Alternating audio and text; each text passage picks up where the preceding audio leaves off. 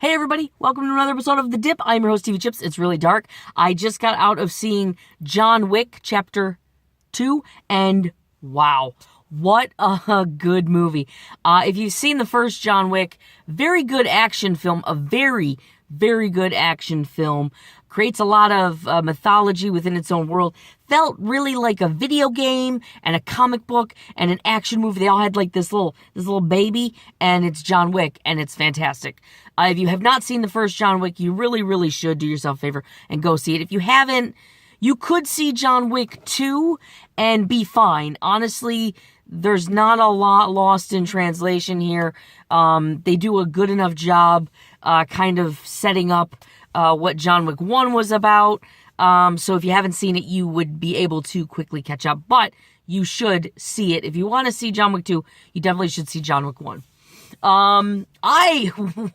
Oh man, I liked this movie. So good.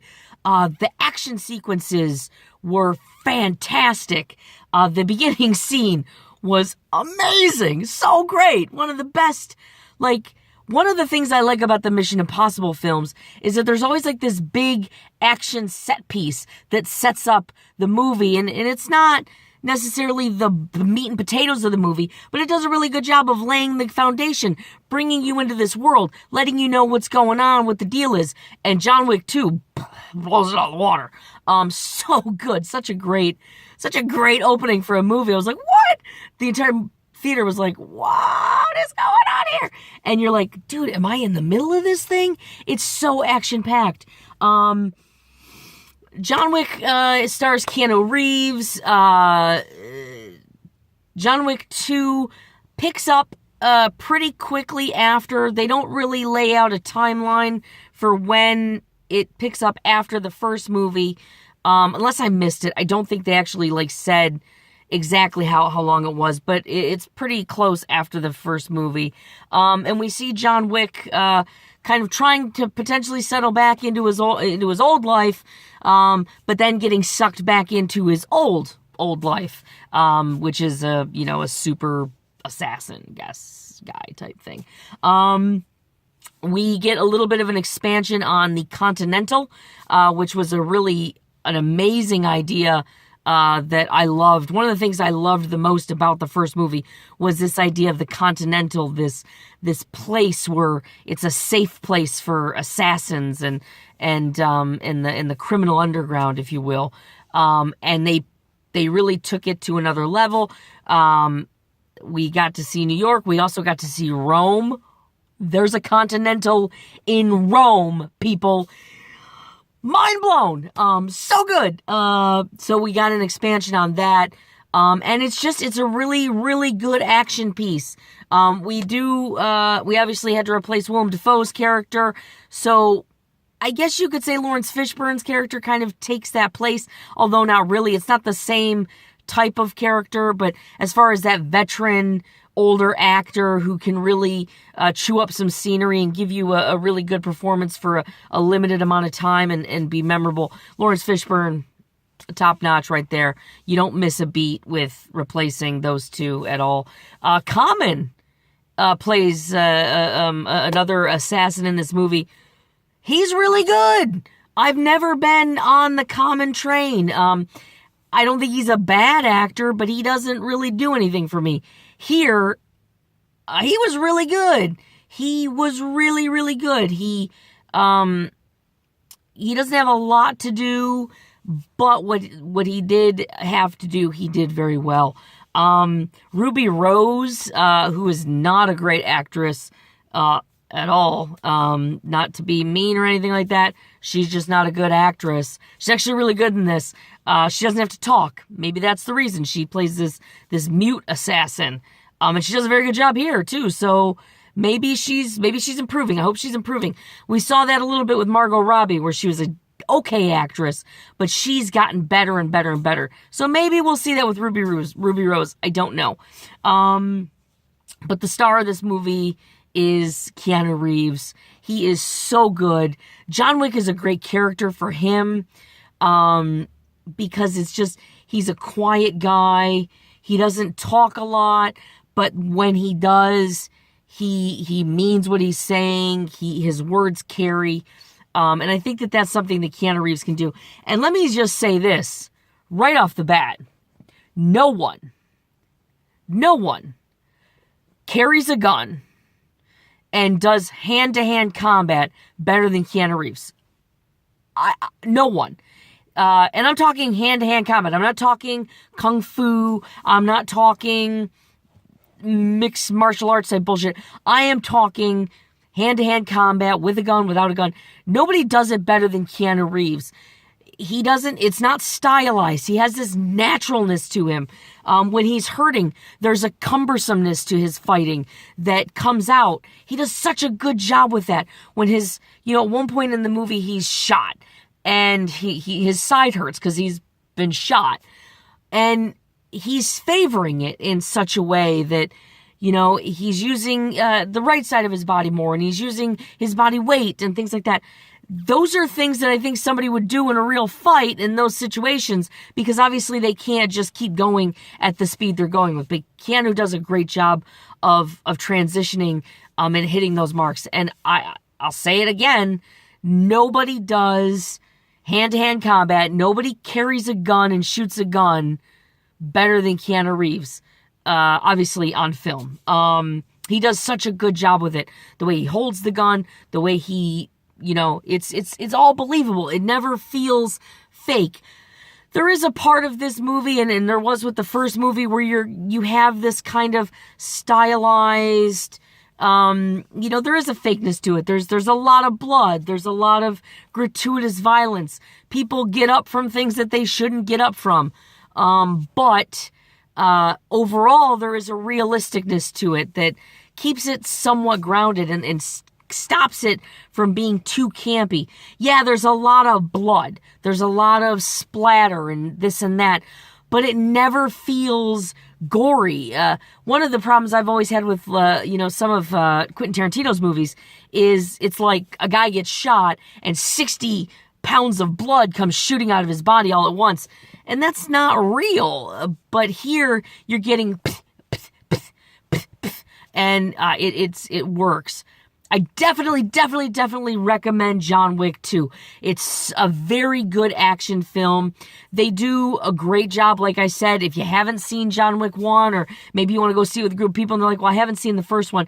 You don't have to get pulled into this world. It does a good job of setting up what happened in the first movie, and then getting quickly into the meat and potatoes of this movie, and just, it knocks it out of the park. I was a little worried about the film because Chad Stahelski was only one of 2 directors on the first John Wick. The other one has moved on, and he's got a movie coming out later this year that I cannot think of the name of. But so Chad Stahelski stepped forward. He had the reins all to himself, and he does such a good job with it. The scenes in Rome, the way he utilized Rome, I saw on Beyond the Trailer, Grace from Beyond the Trailer talked about how they utilized Rome in such a grandiose way and in such a beautiful way that I've never seen done before. I've seen a lot of movies that have taken place in Rome, and they all feel like, okay, well, we shot a bunch of stuff in Rome, and then we went to a sound studio and we recorded a bunch of other stuff. This never felt that way. This really, those scenes wouldn't have worked in any other city, probably. Those scenes would have only worked in Rome. And they were really well done. So, if you're looking for a good action film, my pick for February, I have been looking forward to this movie. I had it circled on the map for a long time. I liked this movie a lot. The key to this movie is going to be what I think the key to John Wick 1 was. And the key to John Wick 1 was that it had a rewatchability. And when you rewatched it, you liked it more. When I first saw John Wick, I thought, oh, this is a pretty good action film. Keanu Reeves does what he needs to do. He's had a string lately of movies where he's been pretty good. He gets the job done. This movie felt the same way when I watched it the first time. John Wick 1 did. And I was like, okay, this is a decent movie. And then I started to think about it. And I was like, I think I need to watch that movie again because that's a good movie. And so I did. I went back and I watched it again. And I've probably seen the first one maybe 4 or 5 times. And I love it. I think it's a great film. I think if they keep I think if Chad Stahelski comes back and does a third John Wick and they complete the trilogy, which it looks like they're going to do, if they can stick the landing on that third trilogy, I think John Wick has got to go up there with some of the best action franchises of all time. And I won't even hesitate to say that. Based on just the first two movies, I think John Wick has earned its place there. I will definitely go see the third one when it comes out. I hope that they fast track it. I hope they don't drag their feet too much and wait around too much on it. I hope they're getting to work on it right now because it needs to happen. I need more of this world. I also hope that there's the possibility that within this world, we can see other characters. There is a potential for Common's character. Maybe we could get something with his character. That would be a really great thing. We could do a prequel with his character, or they could find a way to, work him in more to the third movie and potentially take that to another level and have him kind of carry that John Wick mantle because he is very good in this movie. This is a franchise that I hope if they continue, if they're talking about it, I hope Common is like, put me in John Wick 3. I hope his agents are on the phone and like, yeah, because I think I don't think he's going to get in on the DC movies any more than he already has. I don't know that Marvel has a place for him. So this could be Common's best shot at a franchise, and this is a great franchise to be involved in. So I definitely recommend John Wick 2. Go see it. It's definitely worth seeing in theaters. It's not necessarily a movie you have to see in theaters, but I think you should. I think we should support movies like this that don't just give us a cheesy action flick. There's a lot of thought that went into this. They built a universe, and they put John Wick in it, and they put all these other characters in it. They didn't just go, oh, here's a guy, let's make a movie about this guy. They built a world. They built a universe around John Wick, yes, but there is such a diverse, there's so much that could be done with this franchise that really, I think, like I said, should be supported because this is a good, it's a great world. It's comic book worthy. There's so many details and nuances. There's so many great characters. There's so many great locations and things that they could do. We've got a Continental in Rome. The possibilities are endless. We know we have a Continental in Rome, which means we've got Continentals in London. We've got Continentals in Paris. We've got Continentals in Berlin. We've got Continentals in Shanghai and Tokyo and everywhere. There are Continentals everywhere. There might even be more Continentals in the United States. This is a world full of possibilities. Honest to God, endless possibilities. And I really think that should be supported and nurtured. And so while I do think this isn't necessarily a see in the theaters kind of film, even though it looks really good, it's so beautiful and crisp and clean, it should be seen in a theaters or on a big screen. But I think the biggest thing is, like I said, supporting a film like this that goes out of its way to really build characters and then tailor all of this great action, great car chases, great hand-to-hand combat, great gunfights, along with these really great storylines. So, John Wick 2, go see it. It is playing now in theaters. I can't recommend it enough. I don't know per se if it's better than John Wick 1.